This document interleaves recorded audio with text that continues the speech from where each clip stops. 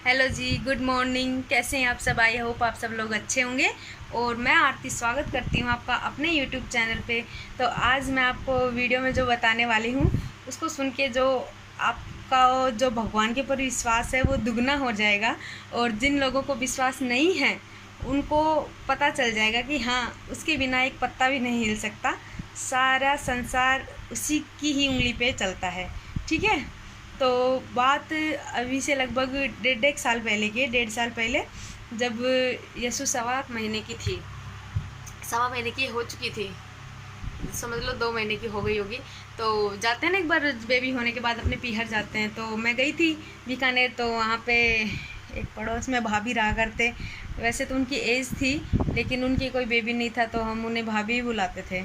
ठीक है। तो वो यसु से मिलने के लिए आई थी। यसु फर्स्ट टाइम उनके घर गई थी, मतलब वहाँ पे आई थी। तो ये वो हमारे घर आए थे, वो भाभी। फिर सब लोग बैठे हुए थे। उनकी आंख में अचानक से आंसू आ गए और वो कहने लगी पता नहीं ये दिन हम कब देखेंगे, और शायद भगवान ने हमारी किस्मत में लिखा ही नहीं है ये दिन देखना। तो पड़ोस की नानी भी बैठी हुई थी। सभी लोग आते हैं ना मिलने के लिए, तो कहते बेटा ऐसे नहीं बोलते हैं कभी भी, और तुम्हारी किस्मत में भी है लेकिन मिलेगा तभी जब उसको देना होगा। तो फिर वो जो भाभी थे उनको और ज़्यादा बुरा लगा। उन्होंने कहा नहीं, अब तो जो होना तो वो हो लिया, हमारी किस्मत में कुछ भी नहीं है। ऐसे कह के वो चलने लगे वहाँ से उठ के। ऐसे थोड़ा सा मायूस हो जाता है ना इंसान, तो वो चलने लगे उठ के। तभी नानी ने उनका हाथ पकड़ा और कहा कि बेटा ऐसे कभी मत सोचना। एक काम कर, तू शिव जी को सींचा कर, ठीक है?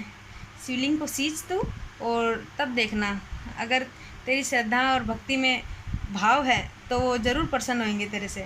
ऐसे कह के नानी ने उनको जाने दिया। वो चली गई, कुछ नहीं बोली उस समय।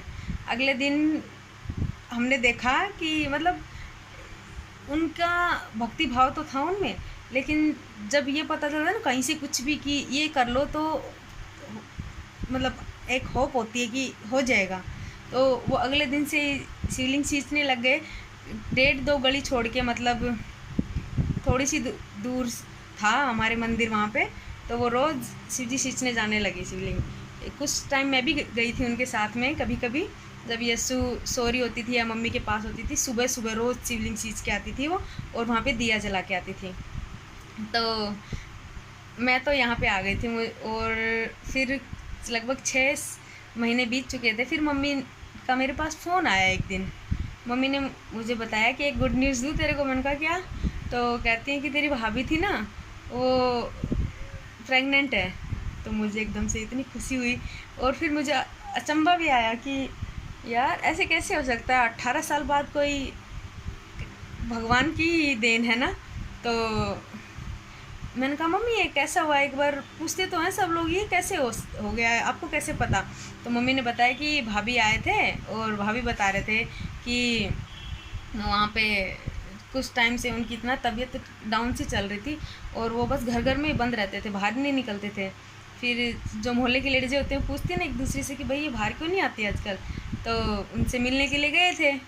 तो भाभी जी ने बताया कि मेरा ना कुछ करने का मन नहीं होता, और खाली बस जी सा घबराता रहता है पूरे दिन, और ऐसे रहता है जैसे हाथ पैर सब टूट रहे हो, शरीर टूट रहा हो, कुछ नहीं करने को मन होता।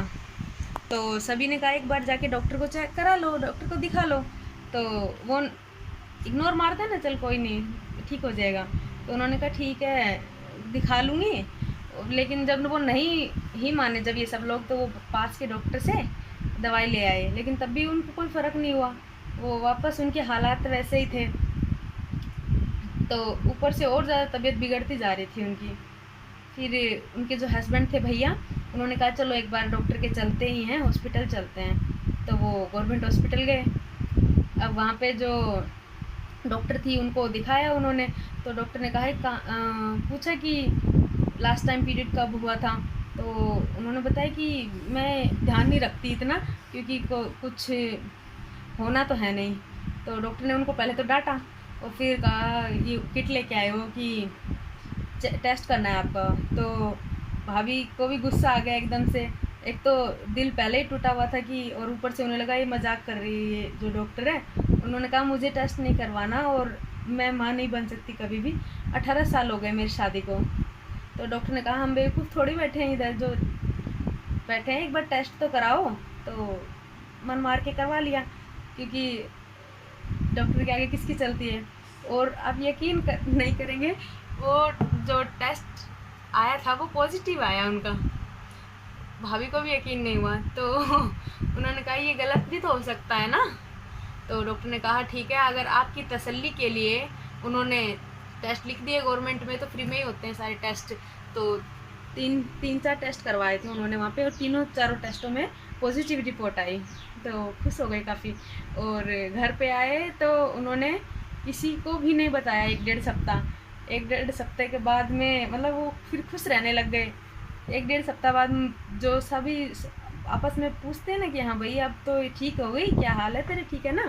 तो फिर एक दिन उनके मुँह से निकल गया कि दिन चढ़े हुए हैं। तो किसी को मतलब विश्वास तो था भगवान पे, लेकिन इतना हो जाता ना कि इतने साल बाद किसी को बेबी हो गया। तो सब ने इतना ज़्यादा शुक्रिया किया भगवान का। और भाभी तो फिर प्रेग्नेंट हो गए। और वो मंदिर जा नहीं सकते थे शिव जी सींचने के लिए, क्योंकि ऐसा माना जाता है कि अगर कोई प्रेग्नेंट लेडी अगर शिवलिंग पे जल चढ़ाती है तो जो सांप होता है ना शिव जी के गले में, शिवलिंग के ऊपर सांप होता है, वो अंधा हो जाता है, ऐसी मान्यता है। तो भाभी ने जाना बंद कर दिया, लेकिन भैया पूरे के पूरे 9 महीने शिवलिंग के ऊपर जल चढ़ा के आते थे। और फिर 9 महीने बाद उनके एक प्यारे से बेटे का जन्म हुआ। तो जी मेरे तो आज भी सुन के रोंगटे खड़े हो जाते हैं कि भगवान मतलब उसका कुछ पता नहीं है। बस आशा नहीं खोनी चाहिए इंसान को, वो कब क्या दे दे आपको कुछ भी भरोसा नहीं है। अपन कहते हैं ना कि भगवान ने हमसे ये छीन लिया, ये छीन लिया, नहीं, ऐसा कुछ भी नहीं है। वो एक चीज़ अगर लेता है हमसे तो दूसरी तैयार रखता है हमारे लिए। क्या पता उसने हमारी किस्मत में क्या लिख रखा हो, क्या अच्छा हो, क्योंकि हम सोचते अपनी मर्जी की है, लेकिन वो करता अपनी मर्जी की है। ठीक है। तो जी आपको अगर मेरी वीडियोस पसंद आई हो, अगर आपको अच्छी लगी हो, तो प्लीज़ लाइक कीजिएगा, सब्सक्राइब कीजिएगा और कमेंट में लिख के ज़रूर बताइएगा कि आप भगवान के ऊपर कितना विश्वास करते हैं। मेरी तरह अगर मैं तो भगवान के ऊपर बहुत ज़्यादा विश्वास करती हूँ। और एक बात बताऊँगी मैं आपको, अभी पूरी तरीके से कंप्लीट नहीं हुई है वो, मतलब पूरी आशा पूरी हो चुकी है, मतलब कंप्लीट भी है, थोड़ा सा इतना सा बाकी रहा है। जब वो कंप्लीट हो जाएगा तो मैं आपको बताऊंगी कि मैंने क्या मांगा था। जो मांगते हैं वो पूरा होता है उनसे, बस एक सच्ची श्रद्धा क्या होना बहुत ज़्यादा ज़रूरी है। अगर आपका विश्वास है, श्रद्धा है, अगर उसके ऊपर आशा है, तो आपकी ज़रूर कंप्लीट होगी, देखना। ठीक है, हम मिलते हैं नेक्स्ट ब्लॉग में, तब तक के लिए बाय बाय।